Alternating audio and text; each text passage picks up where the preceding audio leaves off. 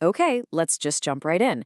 What if one of the most sacred, most famous sites on the entire planet has been misidentified for centuries? We're about to dig into a really detailed and, frankly, pretty radical rereading of Scripture that completely challenges where we think the Holy Mount Zion actually is. You know, for centuries, when you hear the name Mount Zion, your mind immediately goes to that specific hill in Jerusalem, right? It's a cornerstone of faith, of history. But what if that whole tradition, that long held belief, is based on well, a misunderstanding? The argument we're looking at today suggests something completely different, something pretty startling. So, this whole idea, it all comes down to a massive geographical shift. It's basically saying, hey, everyone, you've been looking in the wrong spot this whole time. The proposal is that the real Holy Mountain isn't that hill in Jerusalem we all know. No, it's the huge snow-capped peak of Mount Hermon, way, way up to the north.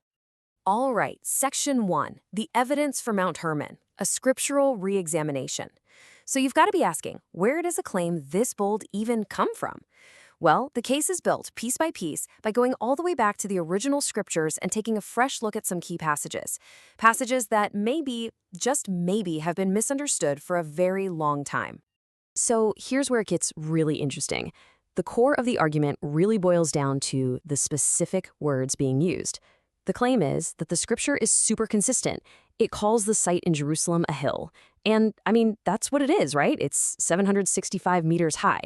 But, and this is the key, it seems to save the title Mountain of God for a totally different, much, much bigger place. The real Zion. And here's a huge piece of evidence they point to. Psalm 68. I mean, look at this quote. A mountain of God is the mountain of Bashan. This is the mountain which God desires to dwell in. It's pretty explicit, right?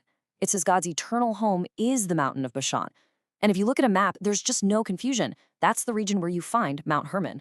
And then there's this verse from Deuteronomy that seems to just spell it out. It's talking about the boundaries of the land, and it goes, even to Mount Sineon. But then look at what it says right after in the same breath. That is Hormon. It's like the text is literally connecting the dots for us. Okay, Section 2. Jesus and the Holy Mountain, connecting the Transfiguration to Zion. So the argument doesn't just stop in the Old Testament. Nope, it moves right into the New, and this is where it tries to connect that same northern mountain directly to some of the most important moments in Jesus' life. Now, the location of these next few events is seen as totally intentional, not just some random coincidence. Think about the sequence here. First, Jesus travels to a city called Caesarea Philippi, which is sitting right at the base of Mount Hermon. Then, he goes up a high mountain, presumably Hermon, for the Transfiguration. And it's right there at the foot of this massive mountain that he says those famous words to Peter. On this rock, I will build my church. The theory here is that this rock isn't Peter. It's the mountain itself. And here's what's presented as the clincher, coming from someone who was actually there.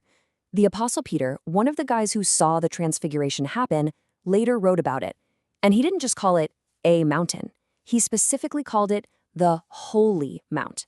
It's like he's confirming, yep, that place was special, that was the Holy One. Okay, Section 3, the prophesied new kingdom, an end times vision centered on Hermon. So if you accept this reinterpretation of the past, well, it completely changes the blueprint for the future. I mean, if Mount Hermon is the real holy mountain, that has huge implications for where the final act of biblical prophecy is supposed to go down. So, according to this timeline, Mount Hermon becomes the absolute epicenter of end times events. We're talking the Great Tribulation, then the gathering of the faithful, all leading to the New Jerusalem descending on a great and high mountain. The focus completely shifts away from Jerusalem and onto this massive northern peak as the place of refuge and the site of a new beginning. And this idea pulls from the prophet Zechariah, who makes a pretty stark prediction. It says that during the Great Tribulation, 2/3 of everyone will perish. 2/3. But the surviving 1/3, they'll be brought to this holy mountain to be saved. And this whole theory seems to get another boost when you look at the book of Revelation. John's vision of the New Jerusalem, he says he was carried away to a great and high mountain to see it descending from heaven. The argument here is that this isn't just flowery symbolic language, it's a literal description of a real place. Which brings us right back to this number, 2,814 meters. What is that? Well, that's the height of Mount Hermon. And according to this viewpoint, that is the literal fulfillment of the Great and High Mountain prophecy. I mean, you can't really get a sharper contrast with the 765-meter hill in Jerusalem, can you? So what does life in this new kingdom look like? Well, it's a total game changer.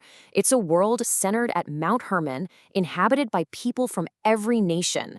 A world where God's own presence, the Shekinah, provides all the light. You don't even need the sun or moon anymore.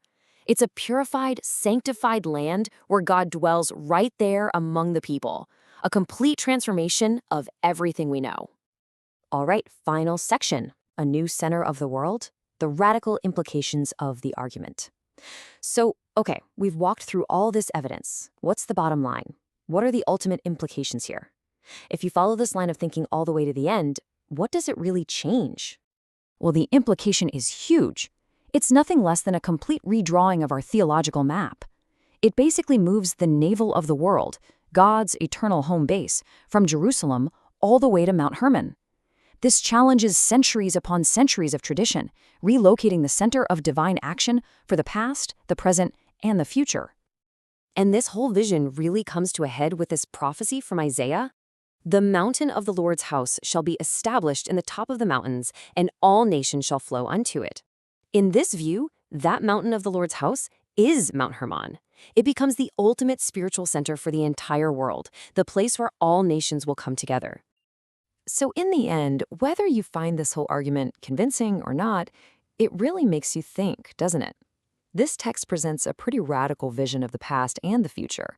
But what it really reveals is the incredible power of Scripture to shape how we understand our world. It shows how one shift in perspective, one rereading, can completely redraw our most sacred maps and change where we look for answers. It really leaves you wondering, what else might we be seeing from just one angle?